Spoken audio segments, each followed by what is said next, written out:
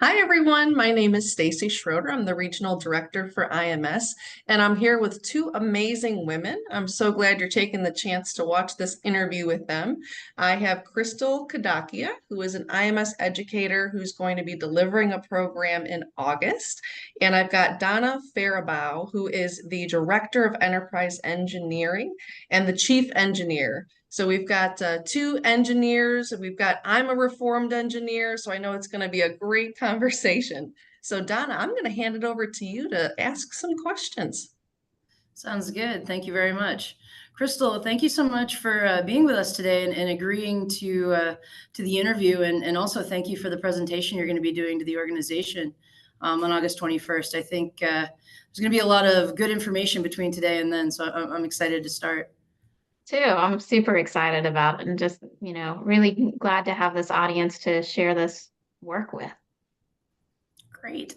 Well, let's jump right in. I'm not sure how much you've been prepped on Erie and what our culture is like, but here at Erie, we're very much people focused in nature. The golden rule is a big deal here. We have a strong emphasis on continuous growth and learning. We often earn high scores in the providing opportunities for individuals to continue to grow. I know you've worked on something called essentialism, which you define as drawing out human potential and possibility. How does that connect with or support Erie's focus on continuous growth and learning? And so I actually started my business side of my life 14 years ago, and it started out with career coaching. So before I got into organizational change work, and then before the career coaching, I was doing chemical engineering work. So I've had a bit of a path there that's, kind of interesting, I think, like a lot of us often have. And, what I learned through that is that at any moment in time, we all have this kind of landscape of possibilities in front of us. And that landscape is unique to who we are, the circumstances around us. A lot of times, people choose what they want to do very subconsciously. So they'll have the circumstances kind of choose it, or, they just will kind of go to the next move without really thinking about it. And what I found that's really important, and this is what the essentialism part is to spend the time to consciously choose that possibility. That really from that landscape will draw out your potential. Because really you could do infinite things. You could go down an infinite number of roads. And without thinking, you can't choose the road that's going to be, the most beneficial to you. And, the older I got, the more I realized that every time I've gone through this exercise of, things are changing and I can feel a change and then I decide I'm going to consciously decide what to do next. I realize I don't do that process completely alone. And this is where I think Erie's people focused culture comes in because managers, leaders, peers, family, friends, they can all, really influence those choices. And when you work for a company like Erie, you're really lucky because you likely and you hopefully have people around you who are helping you consciously choose where to grow in. And I think about some of the best managers I've had, and the more training they had to help coach and develop people, not just deliver technical results, they got different results from their direct reports. And they really helped me focus on, where to grow that's relevant for me and for the organization. And as opposed to just, oh my God, like on Google, there's a million things to learn. On LinkedIn Learning, there's a million things to learn, right? Like there's an infinite number of things to learn today. So it's really focusing on what's essential from that whole landscape that I think makes the difference. I can appreciate that. One of my weird quirks is that I collect quotes that I find while reading or doing research. And one of my favorites was from Edison, and it's an undefined problem has an infinite number of solutions. And it kind of fits here, right? You have to kind of build your plan and head after it. Otherwise, it can be very overwhelming how many choices there are out there. I love that so much, Donna. And I think this is something STEM professionals in particular excel at is defining the undefined problem. We often do it for our work, and don't, we only have our leftover capacity to do that for ourselves. And I think it's so important we use that capacity on ourselves. We use that capability on ourselves to first figure out what the problem is and then, solve it. That's great. I love that. I'm going to look that up. I'm going to add that to and that's not such a weird quirk. I love it. That's what I do too, is collect quotes. You touched a lot on change there, and that's really appropriate for Erie. We're going through a lot of different kinds of changes. One of the biggest one is, we've taken a hard look at how we work, and we're trying to become more agile in the ways we work. And there's some big changes that kind of go with that.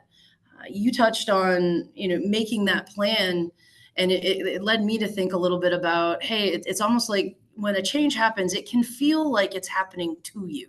Something is happening to you. But by kind of taking control of that and building a plan and trying to choose how you develop or how you react to it, I think it really allows you to kind of take your power back and better live into that change. So, I really appreciated your perspective there. I think some of your additional perspective on change in general for Erie would be, probably very impactful for people to hear about.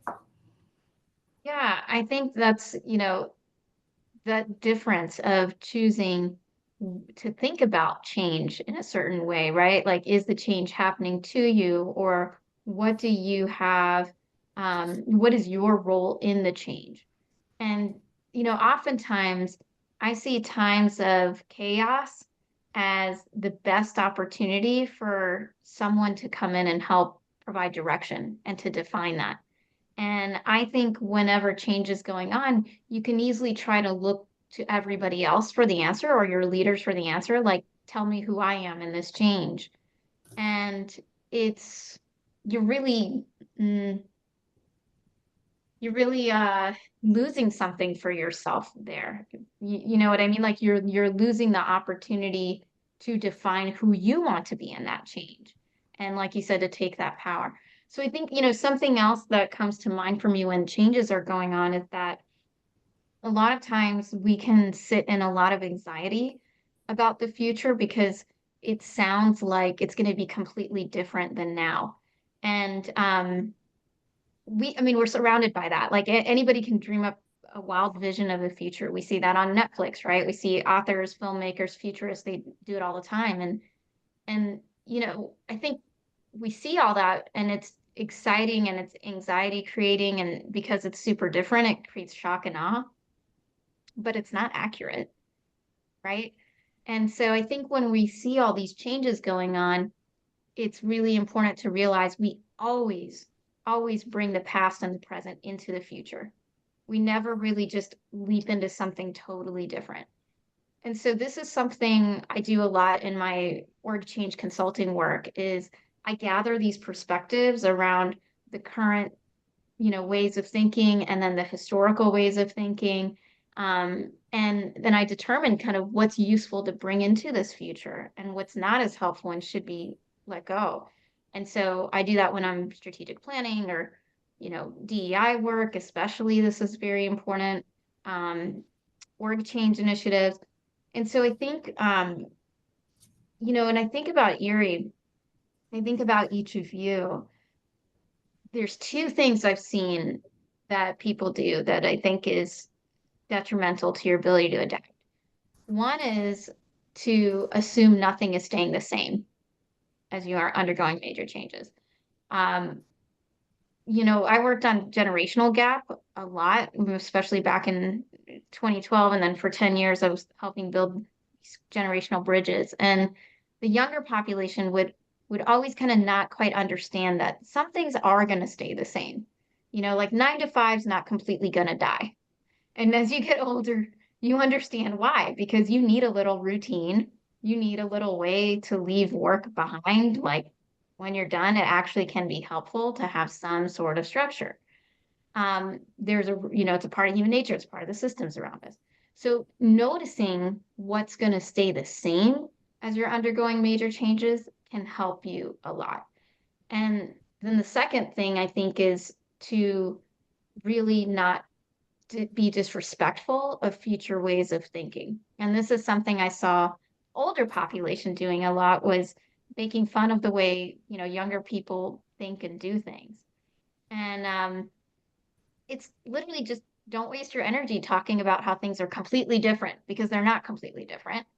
And don't waste your energy making fun of people learning things from TikTok, because it's already happening, it's real, and people have always found ways to learn things. So like, let's just move on and figure out, well, now what, right? Like, people are still learning and they're learning through TikTok. Okay. Like, there's no need to spend any more energy on it. And I think that's what makes me, like an engineer, is I'm like, that's not efficient to spend your energy on, ruminating on how things are already. Right. And so again, I think this is something STEM professionals can really leverage their inner personality and capability, is like, yeah, be efficient, like move forward from the kind of complaints around change to more of the so what, now what thinking. So that's a long answer, but sorry, there's just so much around change that sits in me and is very embedded. So No, I think there were a lot of great nuggets in there. You've also added yourself to my quotations list. So we always bring the past and present into the future. I love that. I think that's perfect, and it's a great way to look at it. Again, change definitely has the potential to create a feeling of shifting sands for people, and I think finding those foundations that don't change is a great way to kind of steady yourself and allow yourself more energy to embrace the change that is coming. So I love that. That's really great perspective. I appreciate that. I think it's something that we can all stand to learn from, being that we are going through so much change.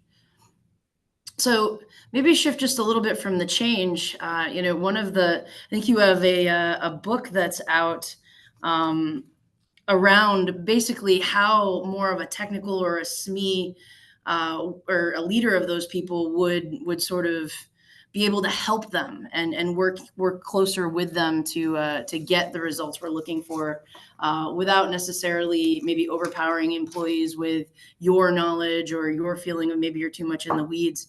Would you like to talk a little bit about your book and sort of maybe some of the major topics that it covers? yeah, so I mentioned that I began my career as a chemical engineer, and um, this was something. I'm Asian, as you can tell, right? And so like my family, like when I thought about, hey, what are the possibilities for me? It was very like engineer, doctor, whatever. There's no pressure at all, but it's just like I never would have thought to go into organizational change, for example, from the get-go. And so when I started my career as a chemical engineer, I kept hearing over and over again that, STEM people aren't good people. And it was just always this, and it was a joke, but it was also this ceiling, right? Like for our careers of, okay, we may not get promoted because we're good technical leaders, but not good people leaders. And there'd be just a point in time where, yeah, you can get promoted to a certain point, but then after that, I don't know. And I really felt that that was an unfair characterization of STEM folks, because I felt like we've never really had a chance to study it. So I co-authored this book called Social Equations, and the goal was really to shortcut the years of the multitude of social science and psychology research that's already out there, that say like somebody in marketing probably learned in college, right? Like they learned a lot about customer behaviors and the way people think, and to shortcut that specifically for STEM professionals. So in the book, we lay it out based on understanding dynamics within yourself, understanding dynamics in one-on-one relationships, then being on teams, then leading teams, and then finally leading departments. So leading like teams of teams. And we, like each of these parts has 5-ish major frameworks that are like cognitive shortcuts. So once you've heard it, it's pretty hard to forget. It's pretty easy to practice. And it comes with like a STEM metaphor to help you really get it. And I think that's really important to share, because people think of working through others as like an intuitive black box, like either you have charisma or you don't. And in reality, there's years and years of research behind how people work. And so it's just like learning how atoms work or Newtonian physics versus quantum mechanics. And there's even books, by the way, you get really deep into this, there's books that are about how quantum mechanics are a good metaphor for people leadership. And it relays like quantum mechanic principles to the ways in which people organize. And this was one of my favorite books in org change and during my master's degree because so everyone else in the room like didn't understand it. And I was like, oh my God, this makes so much sense. I totally get this. So, and actually we do talk about this in brief and social equations, like it's one of the topics later on. So anyway, I digress. That's what the book is about, and that's actually some of what my session is really drawing from on the 21st. Is I'll be sharing a few of the most essential of the essential topics that, especially to start with. So that's topics from the understanding yourself and understanding one-on-one relationships, understanding teams. We get into a little bit of that, but really those entry topics of if you understand the fundamental of human dynamics, you can break it down just like you break down a science topic. You can then really shortcut, not use so much of your brain space in figuring this out every time, inventing it from scratch, because you really don't have to. I like it. What I think I heard there was people leadership for STEM leaders. So basically, you've taken the way people who are used to the STEM approaches, right? Very very methodical, very very kind of data driven, and you've created sort of a here's your guide to how you interact with people based on how maybe we learn best. At least it sounds a little bit like that. So yeah, exactly. And each of these it's really laid out as a reference guide. So each topic is, I think it's like 5 pages long. It's not intended to be like a textbook. So I think there's that. And it's also really good for individual contributors. So anyone who's not even in a leadership position, but just wants to self-develop on how one's off. Like one of the questions I recently got was around an intern who often comes off as a know-it-all. And how do I help coach this person to not come off as a know-it-all, and really help other people feel comfortable with their knowledge base. And so we talked about that through some of the frameworks in the book, but it can really be helpful for any level of your career if you want to shortcut those social dynamics. nice. That sounds incredibly useful, to be honest. I think back to some of the fun over my 20 years here at Erie, and some of the lessons I spent probably more time than I needed to learning when your book just wasn't out yet. So I definitely, I told you earlier, I picked up a copy. I'm excited to read through it. It sounds like there's some really good exercises in there that can help. But to your point, and it's someone at any level to interact better and be a better people leader and person just interacting with people. So that's great. Maybe I know we're just about time, but maybe is there like 1 or 2 little snippets you want to leave us with in terms of what you're going to be covering that might pique someone's interest in what you're going to be talking about on the 21st?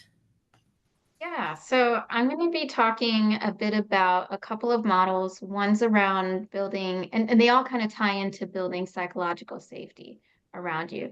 So one of the topics is going to be around how you bring people towards you versus triggering them to move away from you.